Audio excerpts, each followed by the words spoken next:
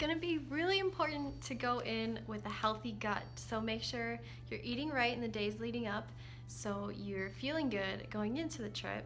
There's nothing worse than a stomach ache while you're traveling, and it's pretty often that travel will cause stomach issues that you're not used to having. So the best way to prepare for that is to eat healthy in the days leading up to your trip, so you're feeling great, feeling ready. Another option that might be good for you is to start taking a probiotic. Probiotics help feed your stomach so that it can be healthy, ready to run efficiently, and that can really come in handy as you're trying new foods and just going new places.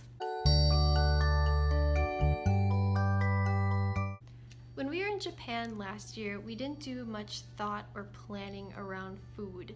So I would advise to think about it before going into the trip, because what happened was, since we weren't prepared or educated on food in Japan, we ended up eating a lot of fast food while we were there and missing out on a lot of cool opportunities to try new things. Boiled down to what we knew we would like, what would fill us up the fastest, and then also what was the cheapest, because we didn't set a specific budget for food. So anything that was too expensive seemed unreasonable since we didn't have a set number to spend. With that mix of stuff, not preparing going into the trip, not being educated while we're there to try new things, and eating a lot of fast food did lead to stomach problems for both me and my travel partner while we were there, which does take away from the experience of the trip. So definitely going in this time more mindful and trying to avoid those digestive issues. Some popular foods in Japan that I'm looking forward to trying more of are sushi, ramen,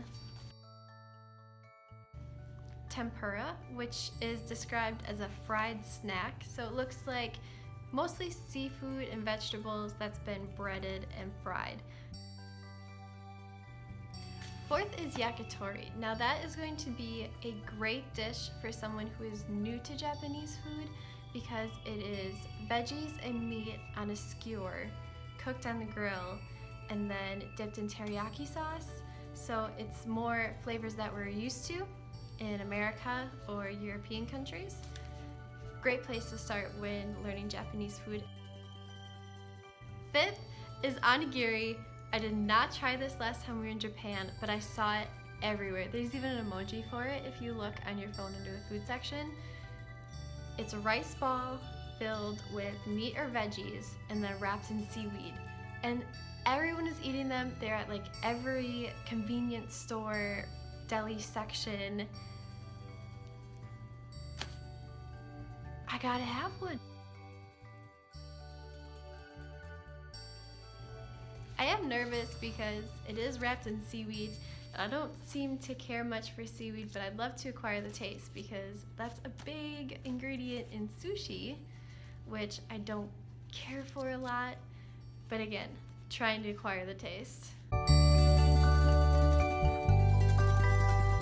Walking around Japan, a lot of the restaurants in Tokyo, which is where we were last year, display fake food that shows you what your food will look like that you're ordering off the menu. So it's kind of like a preview as to what the restaurant offers. And that really helped us as foreigners, since we couldn't really read the menus.